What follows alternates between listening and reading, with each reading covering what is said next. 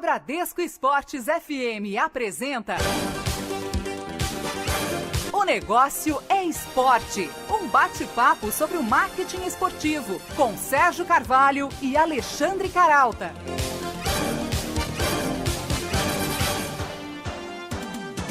Boa noite para você ligado aqui na Bradesco Esportes FM, começando mais uma edição de O Negócio é Esporte. E comigo aqui ao meu lado, sempre na apresentação do programa, o também jornalista Alexandre Caralta. Boa noite, Caralta. Boa noite, Sérgio. Boa noite, ouvintes. E como a gente está aí ainda na primeira quinzena de janeiro, eu reitero os votos de um ótimo 2014 a todos. E o Negócio é Esporte de hoje, ele entra no cenário do futebol atual.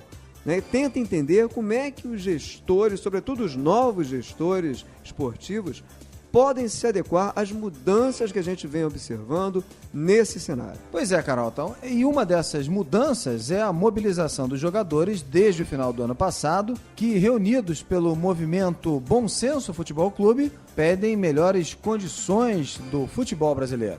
Sérgio, calendário mais abrangente e inteligente, equação de dívidas, diversificação de receita, necessidade de internacionalização diante da concorrência crescente de marcas como Barcelona e Milan, reflexão sobre modelos de campeonatos mais divertidos e rentáveis. Esses são alguns itens da nova agenda do gestor esportivo. E quem explica melhor isso pra gente é o nosso convidado de hoje, Pedro Tengraus, que é consultor da ONU para a legislação esportiva e professor do Instituto IAJ Gestão Desportiva. Mas antes, Caralta, vamos a um rápido giro sobre as novidades dos negócios esportivos. Golão, golão, golão, golão! Golaços da semana, os negócios no mundo esportivo. O tempo fora dos gramados, recuperando-se de uma lesão, nem de longe arranhou o valor do melhor jogador do mundo. Segundo uma pesquisa da Euroamerica's Sports Marketing, a marca Messi vale 400 milhões de euros, o que corresponde a aproximadamente 1,2 bilhão de reais. O estudo feito em 5 anos levou em conta, além do potencial do craque dentro de campo, a imagem na mídia. A pesquisa revela que o impacto midiático do argentino é 5 vezes superior ao do Cristiano Ronaldo. A gente sempre fala aqui no Negócio é Esporte sobre internacionalização de marcas, pois o Liverpool entrou firme na jogada e fechou o primeiro contrato de patrocínio na Índia. O acordo com a Xolo vai valer pelos próximos 3 anos. A empresa de telecomunicações vai ser a parceira oficial do clube inglês na área de conteúdo para tablets e smartphones. Estão planejadas promoções para levar torcedores indianos ao estádio de Anfield e acompanhar de perto os jogos dos Reds. A popularidade dos clubes ingleses na ex-colônia inglesa foi determinante para o fechamento do negócio. O Ferroviário do Ceará anunciou um novo patrocinador. Trata-se nada mais, nada menos da banda Forró Sacode. Isso mesmo, de propriedade do cantor Tony Guerra, conterrâneo do atacante Yarley. O grupo musical estampará a marca nas mangas dos uniformes por 5 meses. Menos de um mês depois da final do Campeonato Feminino de Handball, conquistado pelas meninas do Brasil, a emissora árabe Al Jazeera, do Catar, comprou os direitos globais de transmissão e de mídia dos 4 próximos campeonatos mundiais de handball, em 2015 e 2017. O acordo entre a emissora e a Federação Internacional de Handball gira em torno de 110 milhões de dólares, aproximadamente 261 milhões de reais. Formado em Direito pela PUC-Rio, Pedro Tengraus é professor dos cursos do IAJ em Gestão Esportiva e de Direito Desportivo da Escola de Direito da Fundação Getúlio Vargas.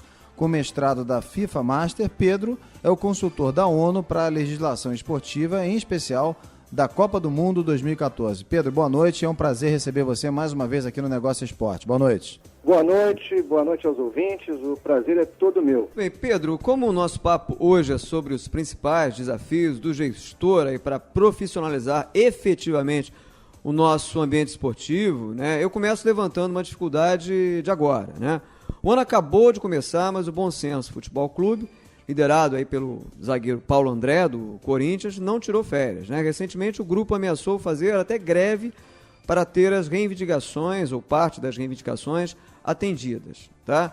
Como o gestor deve lidar com essa, digamos, ameaça ou com essa situação? Olha, em primeiro lugar, o gestor precisa perceber a conjuntura, porque esse movimento Bom Senso, ele é muito interessante por um lado, mas ele é na verdade um contrassenso por outro, porque o espaço de representação dos atletas, que organiza greves, que negocia os seus interesses, é o sindicato. Então, quando o sindicato está alheio à categoria, o que nós identificamos em primeiro lugar é uma crise de representatividade muito perigosa, porque ao se ignorar os canais formais de negociação e acertos de uma categoria, nós nos aproximamos de uma anarquia, porque como garantir que esse movimento representa mais do que simplesmente um conjunto de atletas que tem algum espaço na mídia? Ou mais, nós temos hoje no Brasil 783 clubes de futebol profissional, dos quais apenas 100 têm atividade o ano inteiro, dos quais apenas 20 jogam a Série A, onde está concentrado esse movimento Bom Senso. Então, é preciso ter muito cuidado para não se tomar a parte pelo todo.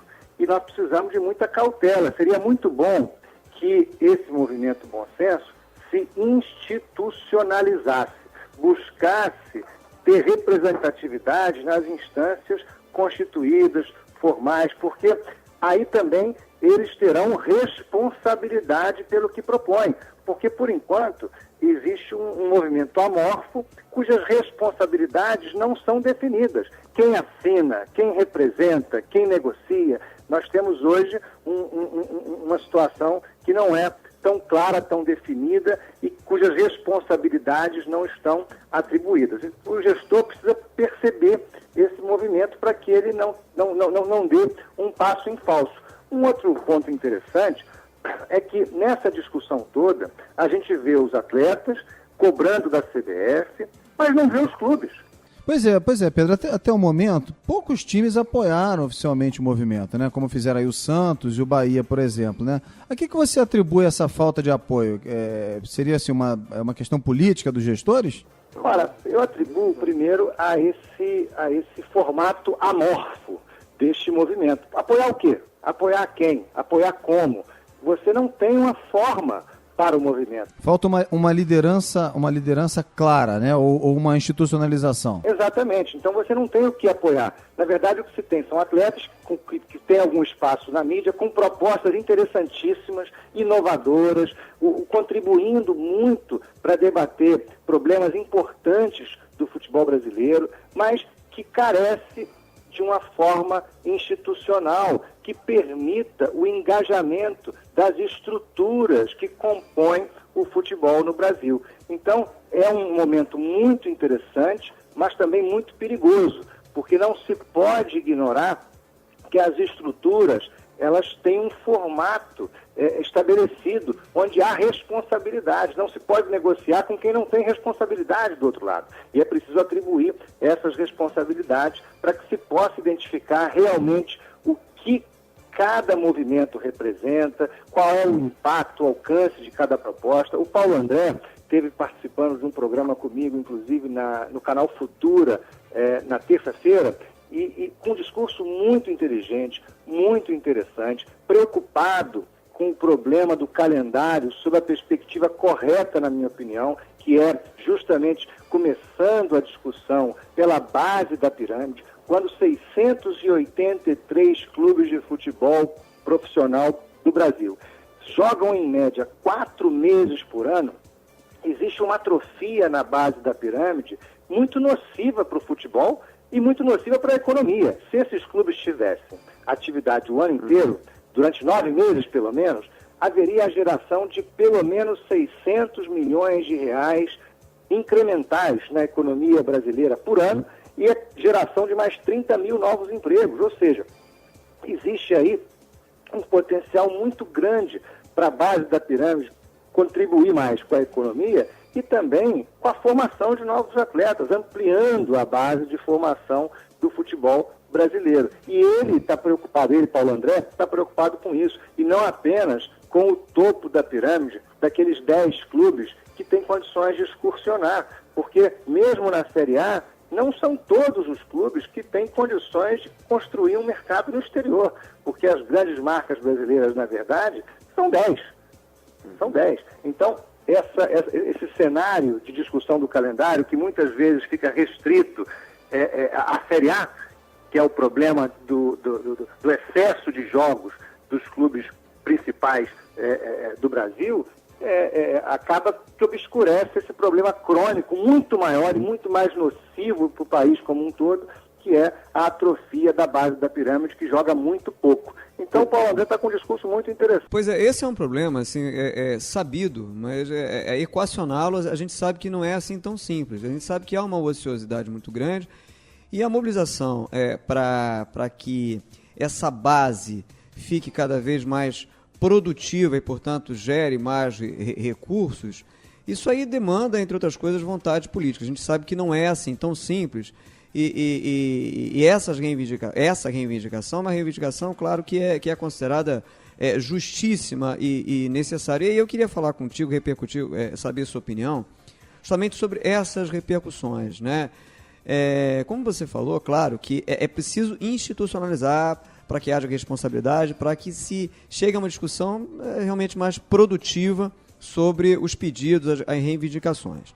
Né? Mas enquanto isso não acontece, eu queria saber a sua opinião sobre duas reivindicações em particular. Uma você já adiantou aí, que se refere ao calendário. Antes da gente voltar a falar do calendário, eu queria que você comentasse, né, uma outra reivindicação, que é o que eles chamam de fair play financeiro. Eu prefiro até chamar de responsabilidade fiscal. Né? A gente sabe que uma das dificuldades dos clubes e dos gestores, especialmente desses que estão tentando profissionalizar, né, o esporte, é o passivo gigantesco, né, que a maior parte dos clubes passou a acumular justamente por conta de administrações amadoras, vamos dizer assim, tá certo? Acredita-se aí que chega a algo em torno de, somados, 4 bilhões ou até mais, 4 bilhões e meio, 5 bilhões de reais, o que obviamente dificulta, né, os negócios, né?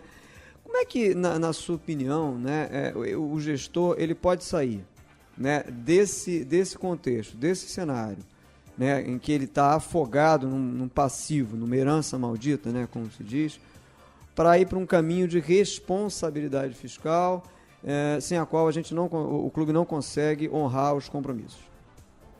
Bom, em primeiro lugar, a dívida não é o problema. O problema é o perfil da dívida. O futebol hoje arrecada por ano quase o volume total da sua dívida. Então, o problema não é a dívida, é o perfil. Ela não está alongada de forma confortável no fluxo de caixa dos clubes. E isso se deve por uma série de razões. Essa dívida não foi estruturada. Aliás, ela nunca foi estruturada. Ela foi fruto de uma série de gestões que trouxeram os clubes até o estágio atual. Eu acredito que um trabalho de reestruturação dessa dívida, também com acompanhamento do governo, porque existe aí uma questão política interessante a se considerar, que é justamente o fato do potencial do futebol na economia do país ser pelo menos 6 vezes maior do que é hoje. Então, cabe ao governo fomentar os setores da economia que têm condições de gerar mais emprego e renda para o país. Ele precisa participar disso. Não cabe na cabeça de ninguém que, num momento em que os juros do Brasil se reduzem, os clubes continuem pagando as taxas de juros que paguem pelo dinheiro que tem no seu passivo. Então, é preciso reestruturar a dívida dos clubes dentro desse momento, adequando o pagamento dessa dívida no seu fluxo de caixa. Se isso for feito, o futebol vai dar um grande salto. Mas o problema, Pedro, me desculpa, só para eu ponderar aqui um aspecto. A gente sabe que em relação a esse procedimento, você está chamando de reestruturação, né? A gente sabe que volta e meia, né, o próprio governo, né, dá anistia ou qualquer coisa parecida, tá certo? Para que os clubes possam, né, equacionar a dívida, possam portanto, sanear um pouco a administração com base numa contrapartida que passa pelo saneamento, né, da gestão. E isso não acontece. Os clubes acabam acumulando novas dívidas por uma questão até cultural, né? Como é que a gente consegue sair desse círculo vicioso? É isso que eu estou te perguntando. O governo nunca deu anistia para clube de futebol. Pelo contrário, o governo deu anistia para Santas Casas, deu anistia para os agricultores, mas não deu anistia para os clubes. O governo criou, há alguns anos atrás, um mecanismo de recuperação dos créditos fiscais junto aos clubes de futebol, chamado Time Mania. E para gerar receitas suficientes a essa arrecadação, criou-se um jogo para que a Caixa Econômica colocasse nas loterias. Muito bem. Quando se criou isso, os clubes foram obrigados a confessar as dívidas que estavam sendo contestadas administrativamente e no judiciário, porque todo mundo sabe como funciona a fiscal do governo. Ele autua para você discutir depois. Isso também acontecia com os clubes. No caso da Time Mania, os clubes foram obrigados a desistir da discussão, ou seja, eles confessaram as suas dívidas. Por que eles fizeram isso? Porque a Caixa Econômica prometeu que ia arrecadar no primeiro ano da Time Mania mais de 500 milhões de reais. Ora, os clubes fizeram a conta. A parcela que lhes cabia desses 500 milhões de reais era suficiente para pagar o parcelamento feito para aderir à Time Mania, mesmo com a confissão das dívidas. Qual foi o problema? O problema é que o próprio governo, único e exclusivo responsável pelo jogo nas casas lotéricas, não arrecadou os 500 milhões. No primeiro ano não passou de 100 milhões. Ou seja, a Caixa Econômica prometeu 500, entregou menos de 100 e o governo ainda acha que tem o direito de cobrar esses impostos dos clubes, impostos que os clubes confessaram para aderir à Time Mania. O problema que nós temos hoje, tributário do futebol brasileiro, ele também não pode ser enxergado simplesmente como um problema do futebol. O Brasil é o país que tem uma das maiores cargas tributárias do mundo e é preciso repensar todo esse modelo fiscal brasileiro. Os clubes são mais uma vítima, são mais vítimas desse sistema. Agora, nunca houve anistia, não. Inclusive, Time Mania, eles aumentaram a sua dívida confiando na promessa do governo que não foi cumprida. O governo prometeu e não entregou. Não, eu concordo. Inclusive, se eu falei de anistia, eu me expressei mal, né? Mas na realidade está me referindo a esses mecanismos com os quais, quer dizer, o governo e os clubes tentam ali equacionar para que eles possam ter uma forma de recuperação financeira que permita reinvestir. E concordo, claro, que não é um problema exclusivo dos clubes, né? A questão mesmo do cenário da carga tributária nacional, que beira aí 40% do PIB.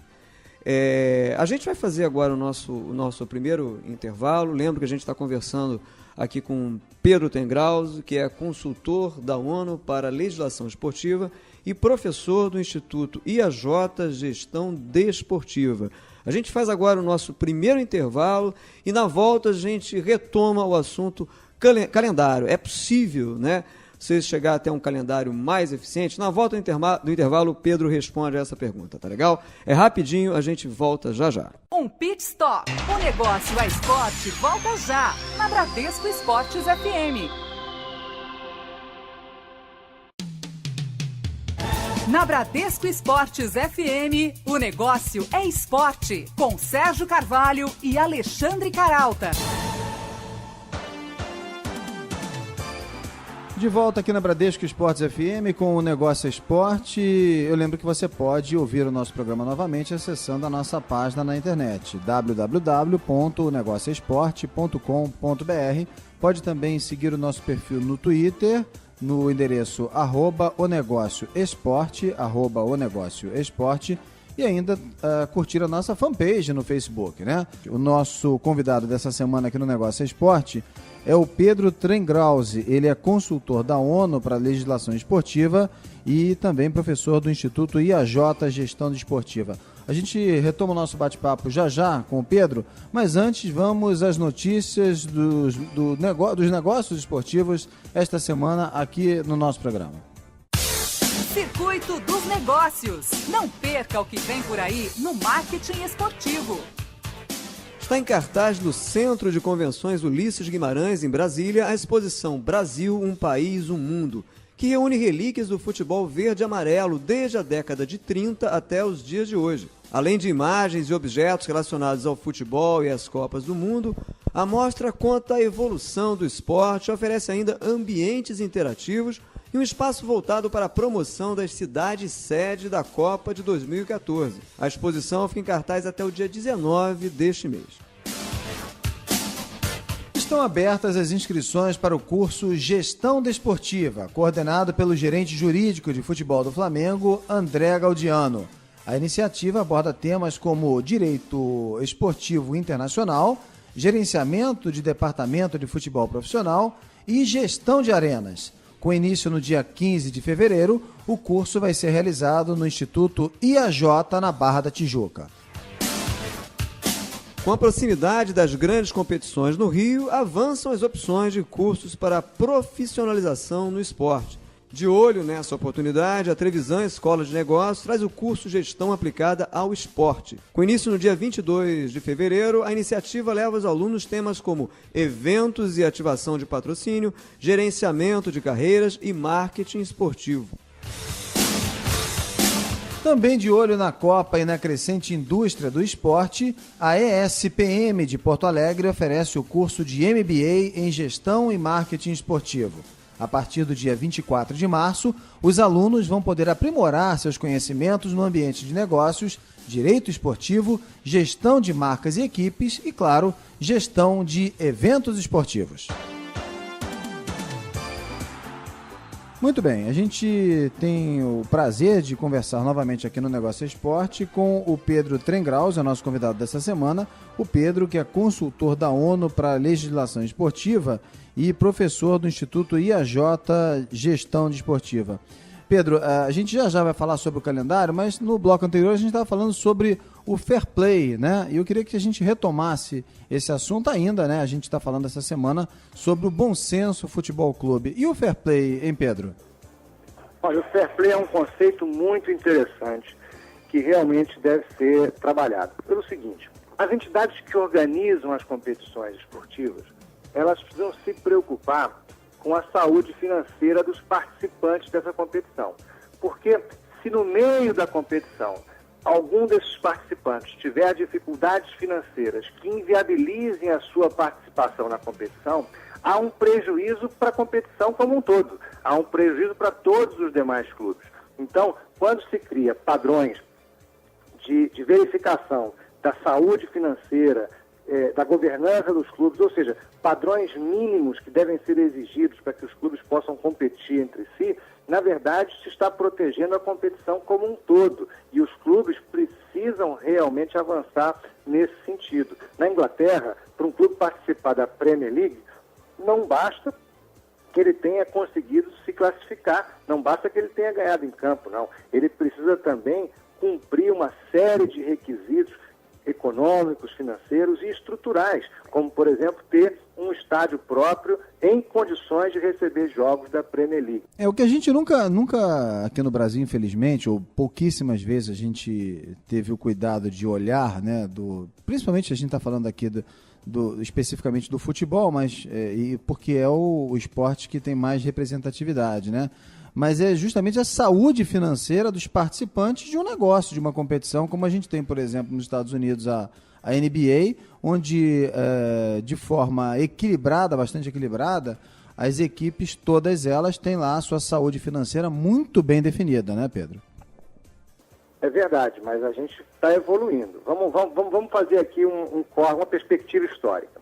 Em 1987, a CBF anunciou em rede nacional de televisão que não tinha dinheiro para organizar o campeonato aquele ano.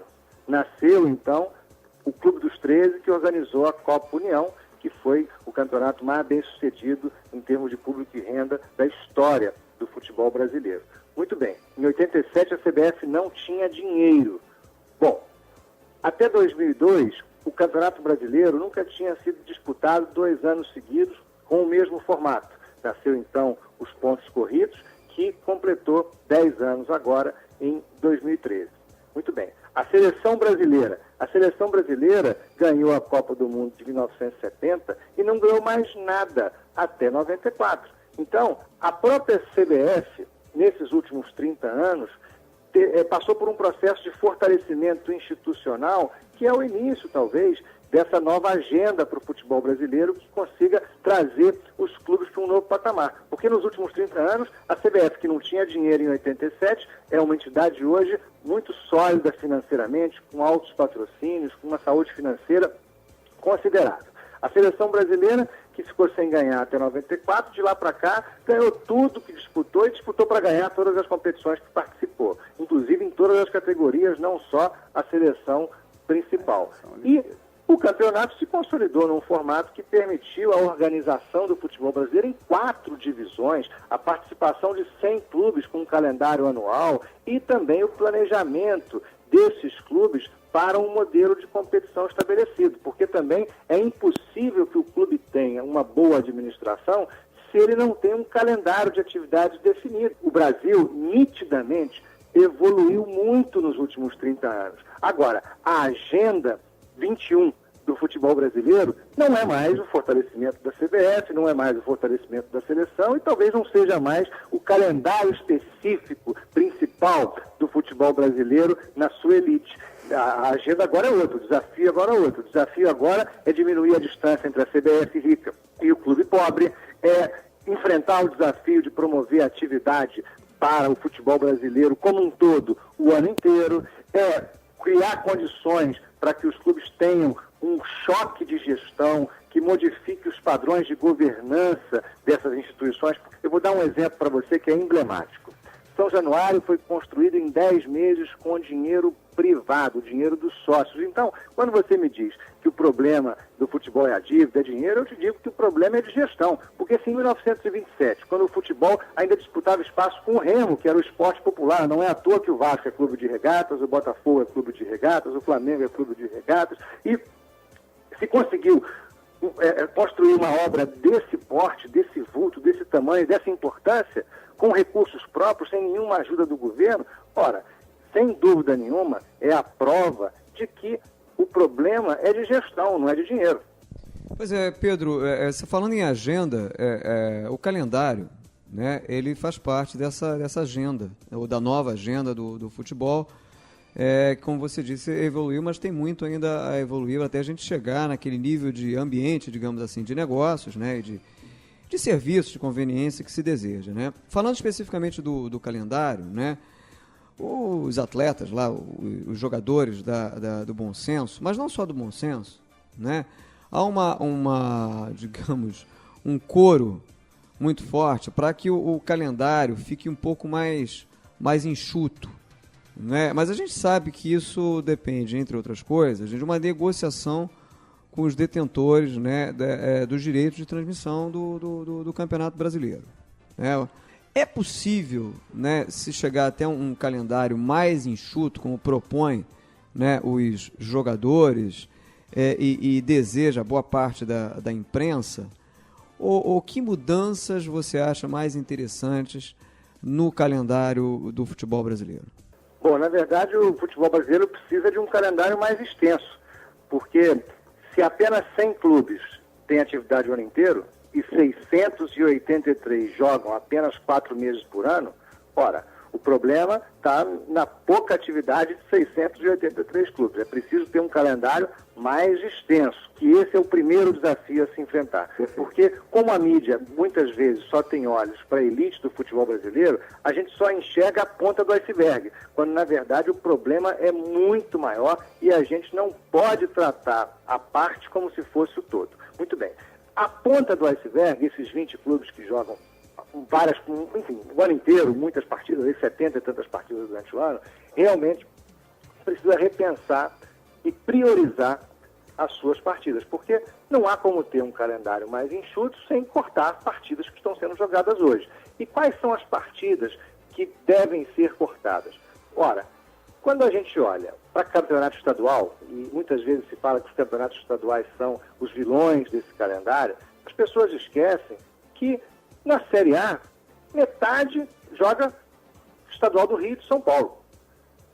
O resto joga um pouco em Minas, Rio Grande do Sul, ou seja, nós temos aí menos de 10 estados representados na Série A, de 27 estados brasileiros. Então, o problema não pode ser o estadual, quando a minoria dos estados é que realmente tem algum conflito de datas entre os estaduais e o nacional. Mas vamos falar desses 10 estados brasileiros, onde os clubes têm realmente a participação na grande maioria das competições que jogam por ano no Brasil. Bom, Rio e São Paulo têm mais rentabilidade nas suas partidas do que os jogos da Copa Sul-Americana e da primeira fase da Libertadores. Ora, se a gente está falando do futebol como negócio, e o futebol como negócio implica na rentabilidade, nós temos que cortar partidas da Sul-Americana e da Libertadores primeiro, porque se elas pagam menos, você tem que fazer o que paga mais. Segundo, existe aí um componente histórico. Os campeonatos estaduais, eles são anteriores ao campeonato nacional e às competições continentais, e a rivalidade, ela é local. As pessoas torcem para os times da cidade. Rio, Flamengo, Vasco, Botafogo, enfim, nós temos aí o Fluminense, nós temos aí um elemento histórico e social que deve ser considerado além do financeiro. Essa provocação aí faz parte da brincadeira, da alegria, da descontração do futebol, né? Sem dúvida. Aliás, o negócio do futebol, o negócio do esporte é a rivalidade, não é outro, é a competição. Diferente de qualquer outra indústria, onde o monopólio é a situação mais confortável, porque o seu limite de preço é o poder de compra do consumidor, não há substituto à altura que provoque alguma competição. No futebol, não.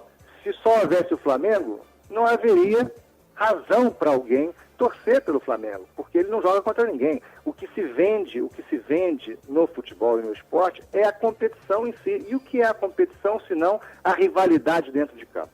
Então, esse entendimento é fundamental para que a gente tenha um trabalho sério de repensar o futebol brasileiro a partir desse princípio. E aí, realmente, nós temos um grave problema de calendário que começa na Conmebol. A Conmebol paga pouco, paga muito pouco, nivela os clubes brasileiros por baixo. Imagina você que os clubes brasileiros são obrigados a jogar em estádios que não passariam em nenhuma inspeção de qualquer órgão de controle brasileiro. Não passariam pela Vigilância Sanitária, pela Defesa Civil, pelo Corpo de Bombeiros, nem pela Polícia Militar, quando ele sai para jogar esses jogos da Conmebol. Sem falar nos jogos a altitudes acima de 2.750 metros de altura, que colocam em risco a vida dos nossos atletas. É absolutamente desumano, né? Então, vamos começar a rever o calendário? Temos que rever. E temos que começar a rever pelas partidas que são menos rentáveis e que oferecem as piores condições de jogo para os clubes brasileiros, que são as partidas da Conmebol. A gente está conversando essa semana aqui no Negócio Esporte com o consultor da ONU para a legislação esportiva e também professor do Instituto IAJ Gestão Desportiva, Pedro Trengraus. Vamos mudar um pouquinho de assunto, Pedro? Ainda, claro, falando aí dessa questão do bom senso futebol clube, dessa atuação dos jogadores, né? Mas também, de um modo geral, pela turbulência pela qual o futebol brasileiro vem passando, né? Não só por essa mobilização, até ameaça de greve, mas também pelo fato do Campeonato Brasileiro ter acabado nos tribunais, né? Isso pode influenciar a captação de novos patrocinadores, Pedro? Olha, isso influencia em tudo. Na verdade, isso... O esporte sempre foi uma escola de valores, uma referência de valores éticos, morais. O esporte é uma escola de vida. E quando a gente vê que os exemplos que são dados acabam transparecendo que o que importa é ganhar, e ganhar a qualquer preço, eu acho que isso passa uma mensagem muito ruim para a sociedade. Independentemente das decisões do STJD, da Justiça Comum, ou de quem quer que seja, o fato das equipes disputarem nos tribunais o espaço que deveriam ganhar dentro de campo é uma mensagem muito ruim para a sociedade, que deveria enxergar o esporte como uma escola de vida, uma referência de valores, onde se aprende a perder com dignidade e a ganhar com humildade, onde se aprende que vitória a qualquer preço não vale a pena, onde o importante é competir, né? E isso vem se perdendo. Esse episódio é um episódio que se repete ano a ano. O tribunal sempre tem um papel decisivo nas competições. Nesse ano calhou de ser na última rodada, mas esse modelo de justiça desportiva é um modelo que precisa ser repensado também urgentemente, porque ele não é bom, ele não funciona da maneira que o esporte precisa e nós vamos ter esse filme se repetindo aí ano após ano, se não houver uma reflexão mais profunda.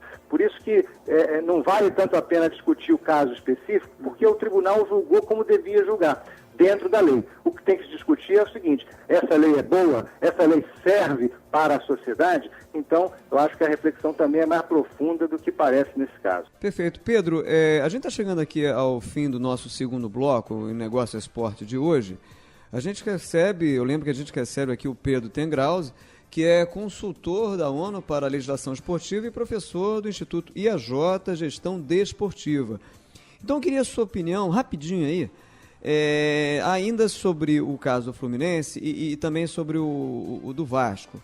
Em relação ao Fluminense, né, que tem sido desde o ano passado, por conta de ter, né, desse benefício, ter sido beneficiado com a decisão do STJD de punir a Portuguesa e o Flamengo por terem escalado jogadores de forma irregular, o Fluminense vem tendo a marca, né, associada, especialmente nas redes sociais, a virada de mesa, esses valores aí negativos, né?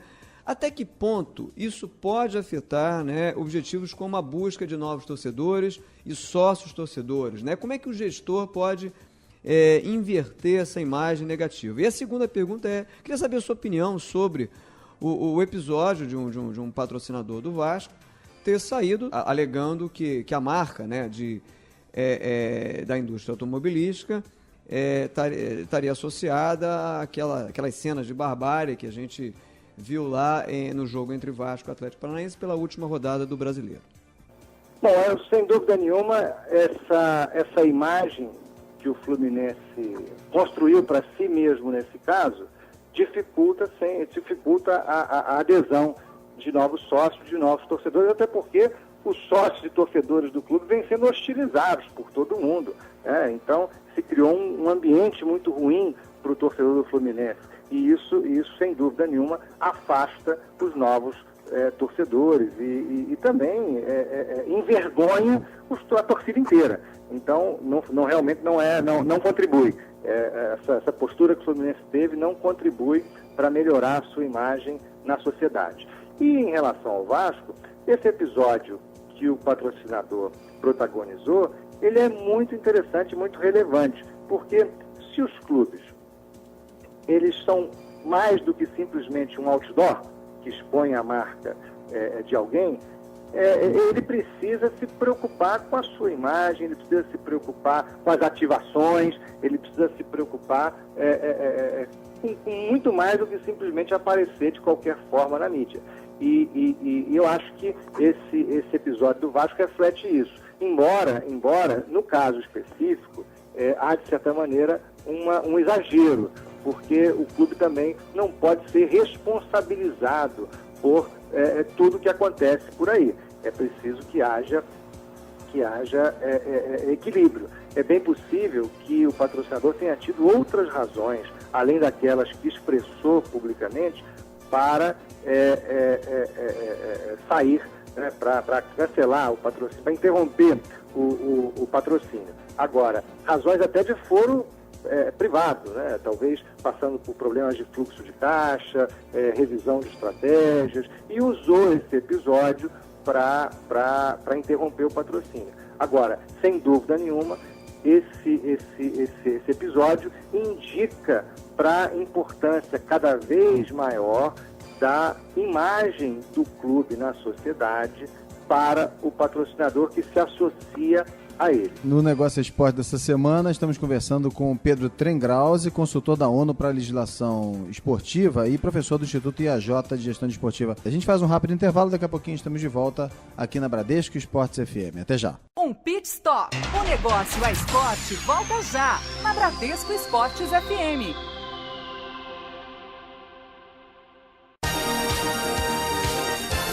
De volta na Bradesco Esportes FM. O negócio é esporte. De volta aqui na Bradesco Esportes FM com o Negócio é Esporte. Para você que está nos ouvindo e quer ouvir essa entrevista novamente, se você perdeu o início ou quer mesmo ouvi-la novamente, é só acessar nossa página na internet. O nosso endereço é o www.onegocioesporte.com.br. O nosso perfil no Twitter é o @onegocioesporte e você também pode curtir a nossa fanpage no Facebook. O nosso convidado dessa semana aqui no Negócio Esporte é o consultor da ONU para a legislação esportiva e também professor do Instituto IAJ Gestão Desportiva, Pedro Trengrause. Pedro, ainda em relação ao cenário atual, né, se a gente está falando aqui bastante sobre a questão do Bom Senso Futebol Clube, né? E também das turbulências, né? Que, de um modo geral, o futebol viveu aí nesse final de Campeonato Brasileiro. Se por um lado a gente viveu esses momentos aí, por outro a gente está às vésperas de abrigar uma Copa do Mundo, né? E no ano de 2016, daqui a 2 anos, a Olimpíada, né? Como é que isso pode afetar a gestão do esporte de uma forma geral? E também se você acha que as críticas do presidente da FIFA, né? Segundo o qual o Brasil bateu recorde de atraso nas obras para a Copa do Mundo, podem se refletir de alguma maneira na imagem, né, do profissionalismo aqui que se deseja e, portanto, aí de mais investidores no esporte nacional. Bom, as críticas do presidente da FIFA foram injustas, porque o Brasil não está nada atrasado, não. A gente fez a melhor Copa das Confederações da história. Inclusive na África do Sul, a cidade do Cabo e Joanesburgo não puderam jogar a Copa das Confederações nos estádios da Copa porque eles não estavam prontos. Não foi o caso aqui. Todos os estádios da Copa das Confederações, que serve de teste para a Copa do Mundo, estavam prontos. Os outros, ora, a Copa é em junho, a gente tem tempo de entregar e testar até lá. Então, eu acho que o presidente da FIFA exagerou. E, aliás, atrasado, de certa maneira, está a FIFA, porque para a Copa do Mundo da África do Sul, no período de preparação, ela investiu 70 milhões de dólares para desenvolver o futebol local.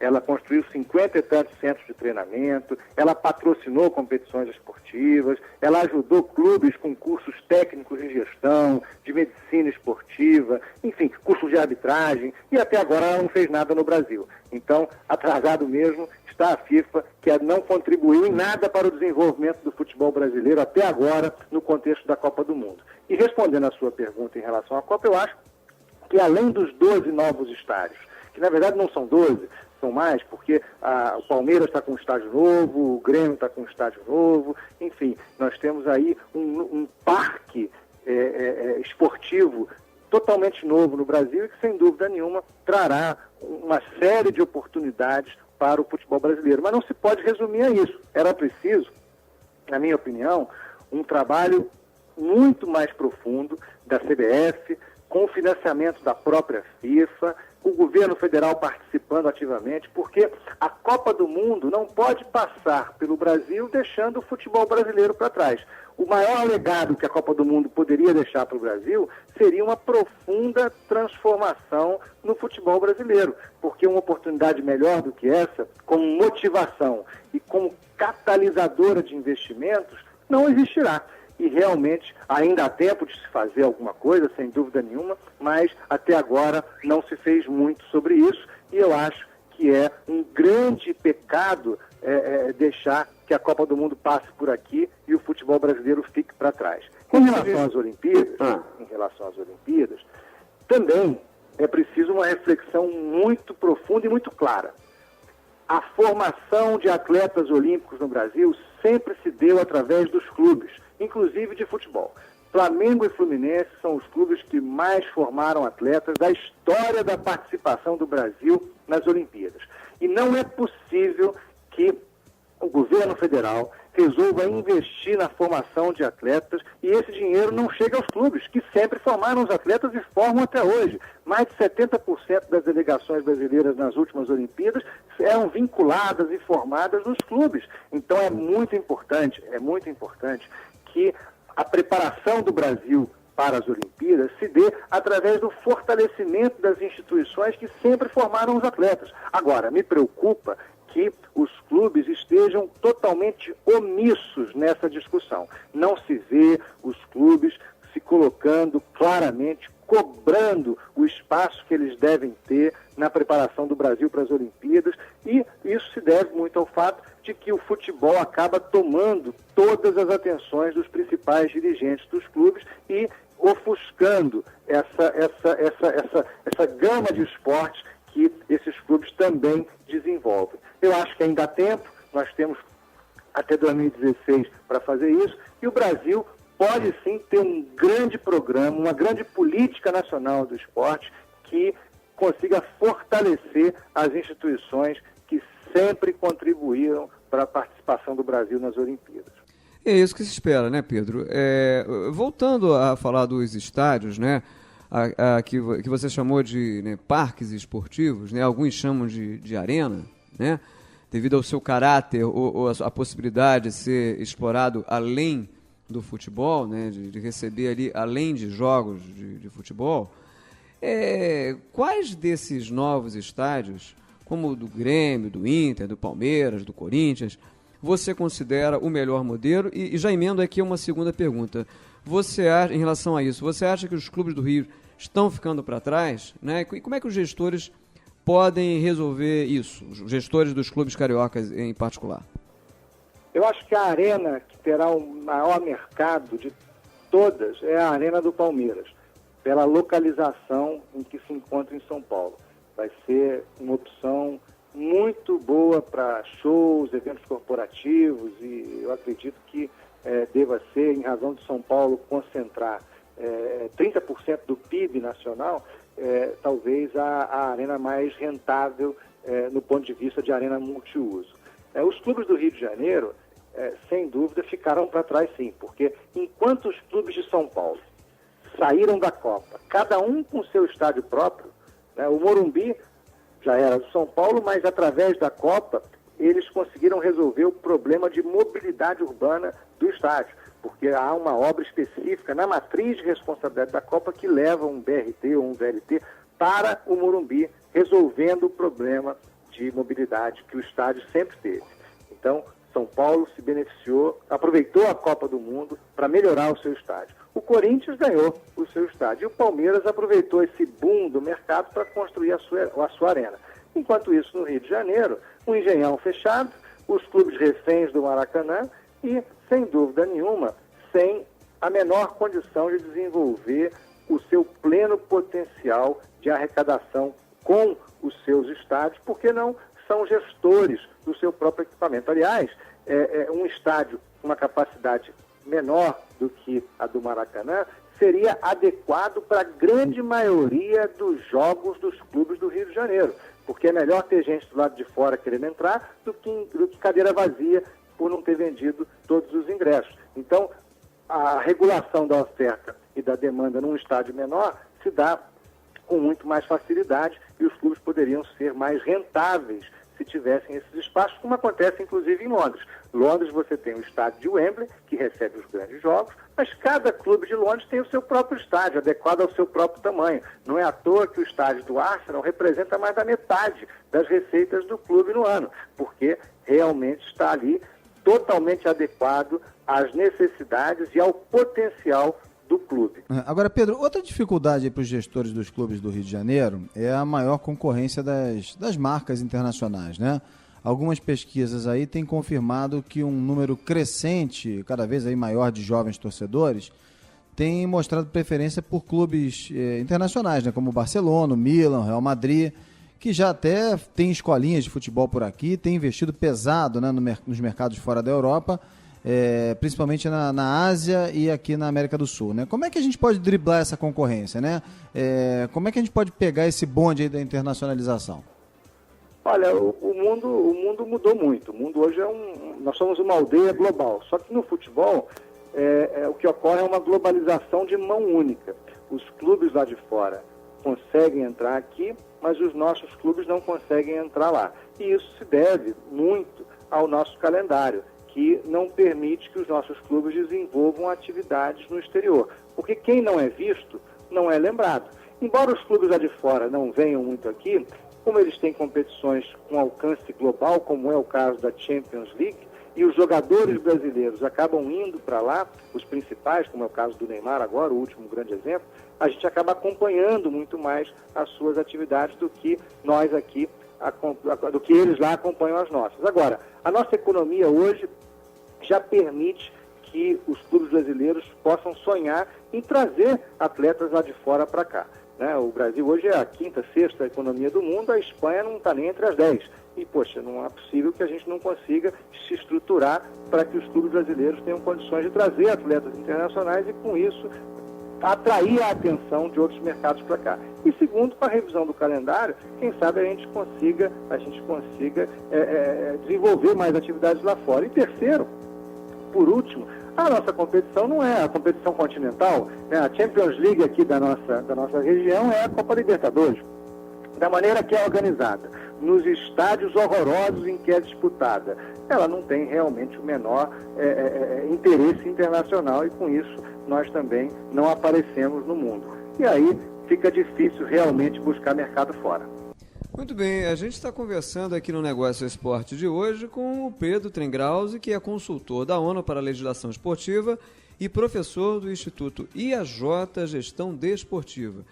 Pedro, a gente está chegando quase aqui no fim do nosso programa, do nosso bate-papo, e eu gostaria de saber a sua opinião sobre, a gente está falando muito aqui sobre os desafios, dos gestores esportivos, então eu queria saber a sua opinião em relação aos programas de sócio-torcedor, para os quais os clubes finalmente acordaram, pois para tornar esses programas mais atraentes, bem-sucedidos, é preciso oferecer melhores benefícios.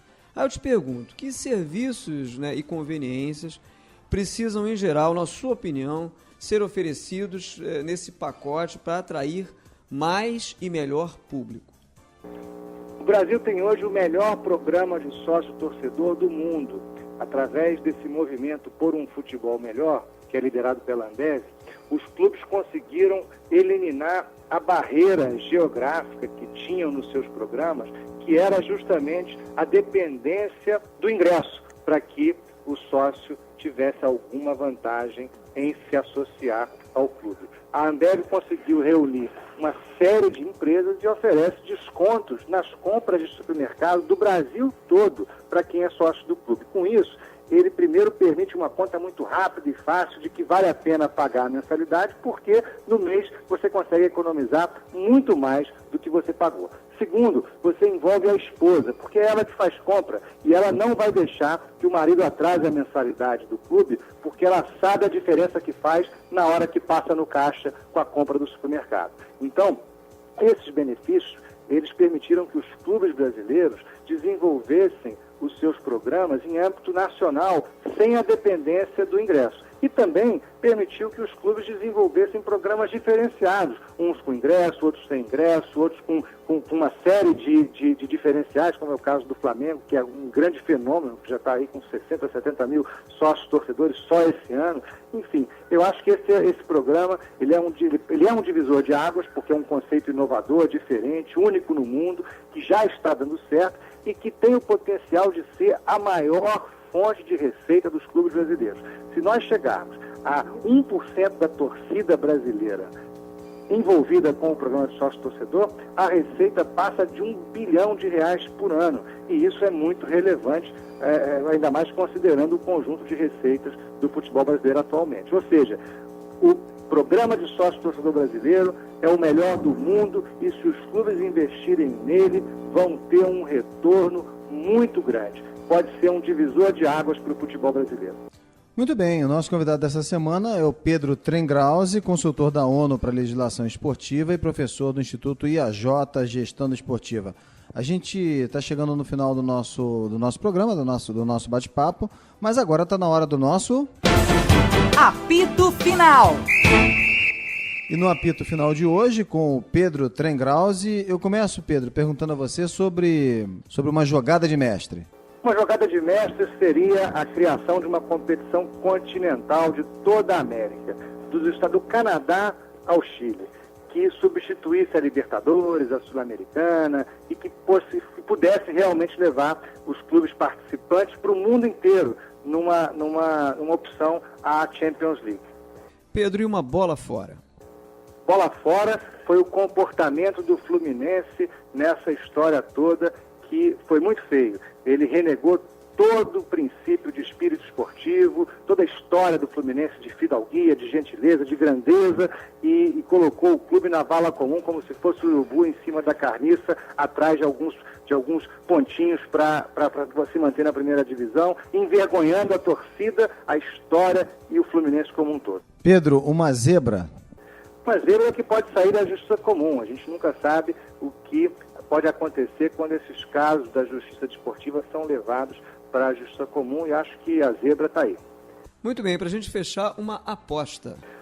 Uma aposta que o Campeonato Brasileiro pode mudar de formato agora esse ano e realmente adotar um formato mais próximo do esporte americano, com playoffs e finais, para que todo mundo possa arrecadar mais e se divertir mais, um entretenimento de mais qualidade no futebol brasileiro.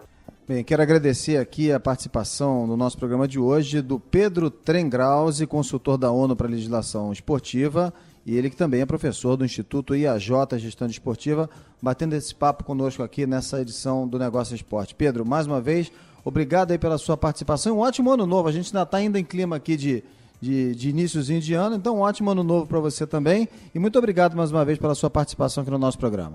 Um abraço grande, Pedro. Boa noite. Um abraço, boa noite. Eu que agradeço pela oportunidade. Um ano novo de muita alegria, saúde, paz e amor para todo mundo aí, os nossos ouvintes, que continuem nos ouvindo o ano inteiro. Muito bem, depois desse bate-papo com o Pedro Trengrause, consultor da ONU para a Legislação Esportiva e também professor do Instituto IAJ, né, de Gestão Desportiva, a gente agora parte para a nossa... Caixinha de surpresas. Toda semana, um destaque da história do mercado esportivo. Bem, como o programa de hoje citou o Bom Senso Futebol Clube, o Caixinha dessa semana traz um comercial protagonizado por um dos líderes do movimento, o Rogério Ceni. Depois de bater uma falta, o goleiro diz que não volta para o gol, que o negócio dele agora é o Festa, né, o modelo da Ford. Vamos ouvir. Quem vai bater a falta é o goleiro Rogério. Ajeita a bola com carinho. Vê a formação da barreira. Preparou. Toma a distância. Bateu. Gol! E agora, Rogério? Você volta pro gol? Gol? Eu? Meu negócio é o Fiesta. Quer um Fiesta? Visite o seu distribuidor Ford. Bem, você pode ver e ouvir esse comercial de 1997 e também outras peças publicitárias garimpadas aqui no nosso programa, acessando o site do Negócio Esporte na internet, www.onegocioesporte.com.br. E assim a gente encerra o Negócio Esporte dessa semana, que teve a produção e edição de Carol Farias. Um abraço e uma ótima semana a todos. A gente volta na próxima segunda, sempre às 10 da noite, aqui na Bradesco Esportes FM, com mais um bate-papo sobre o marketing esportivo. E você também pode ouvir a reprise desse programa no domingo, às 9 da noite. Uma ótima semana para você e até a próxima. Até lá! Na Bradesco Esportes FM, o negócio é esporte, com Sérgio Carvalho e Alexandre Caralta.